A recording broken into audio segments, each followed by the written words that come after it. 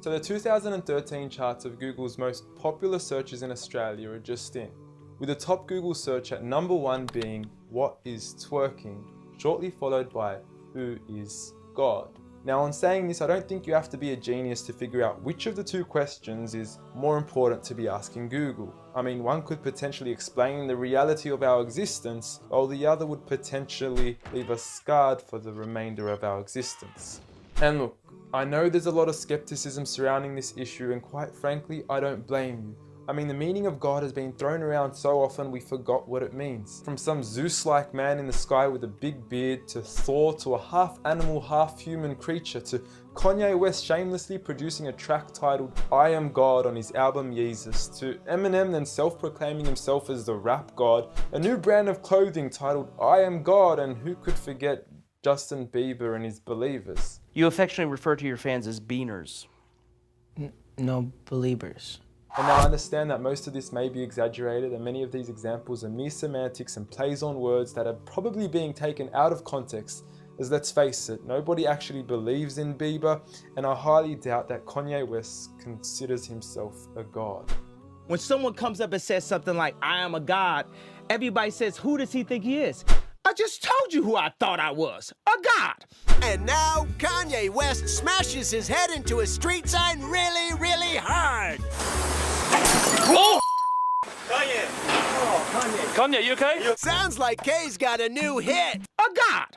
That's who I think I am. Kanye, you okay? So with all these misconstrued definitions of God, the least I could do is help clear the water and help us finally find out who is God. Well, to begin, let's start with the things that we all agree on. First and foremost, we're here. We just began and we exist. And like all things that begin to exist, they require a cause. Things don't just come out of nothing, and although at times we sometimes wish they would, they don't. If I told you that this glass sprang into existence, this glass made itself, you said Muhammad Ali's crazy. So in saying that, knowing the cause of us is crucial to understanding who God is. Although we are able to explain that we did have a beginning, as many leading cosmologists have affirmed, we are still left unanswered as to what was the cause of our beginning.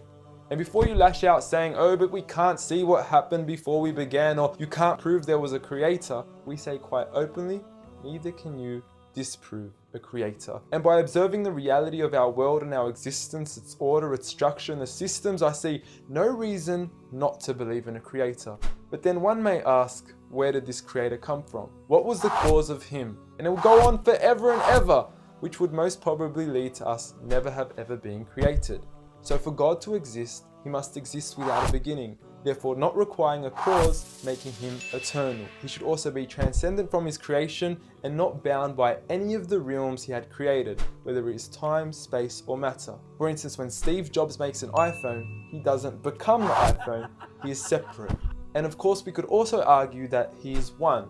This makes the most sense, and it would also avoid any potential conflict between two disputing all-powerful gods with conflicting interests. But we still don't know which God is he. Are you Zeus? Are you Thor? Are you Yahweh? Well, if you agree with everything I've said up until now, you will realize that each of these gods don't fit into our established criteria of who God is.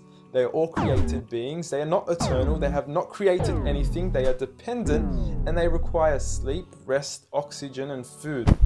So who is the one and only true God? I present to you a God who is one and only, eternal, exists without a beginning, who was uncreated, requiring no cause for himself, yet being the absolute cause and creator of everything else. Allah.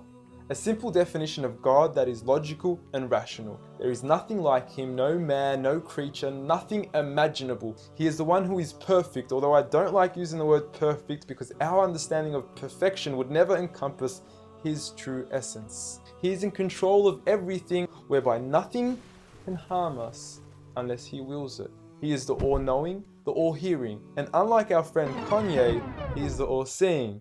Many of us would then argue that although these verses do provide a logical and sound concept of God, how do we know that these words are indeed the words of God? Well, first and foremost, the Quran isn't just any book. It was revealed over 1400 years ago as direct revelation from God to the final prophet Muhammad, peace be upon him, and was sent as the most eloquent piece of literature to before mankind.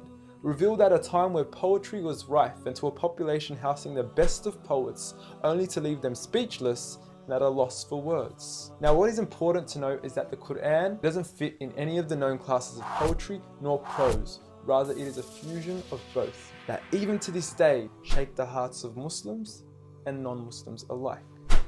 It's almost trance-like. I mean, you can hear it's very euphonic.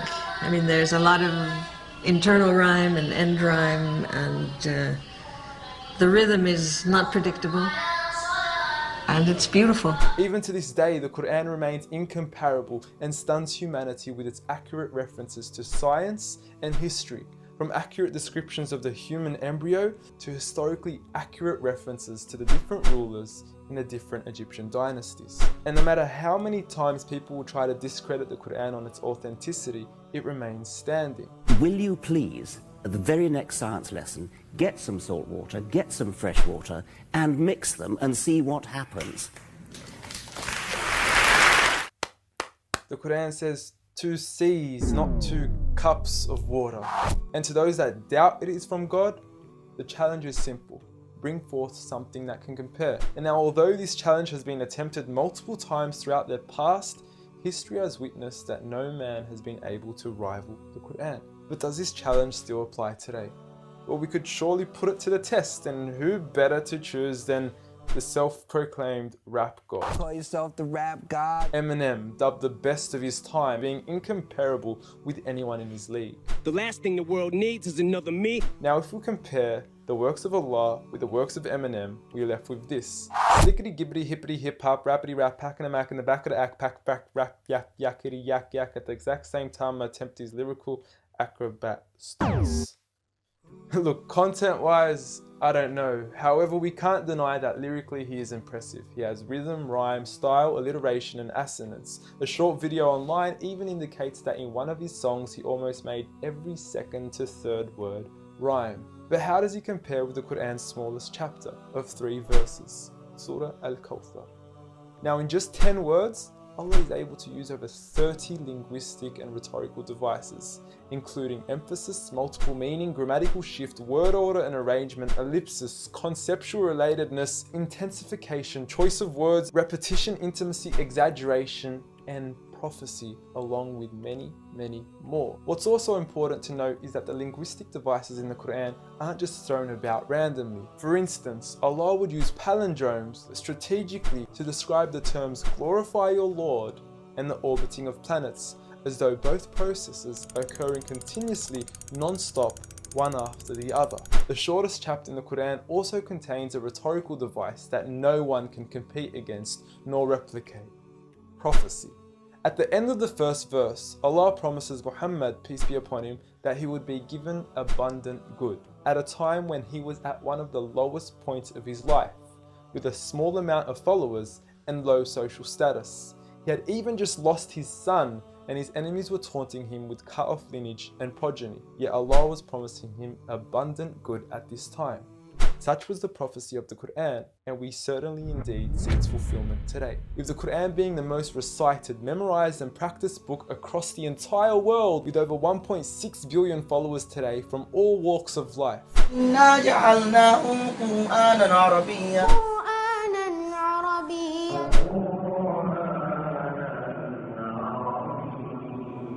Now, I know many of you are probably thinking, okay, cool story bro, but what's the purpose of the Quran? Well, the importance is that it gives meaning to life, from our overall purpose of existence to why we're here and what happens once we die. God teaches us that each and every single one of us is being tested.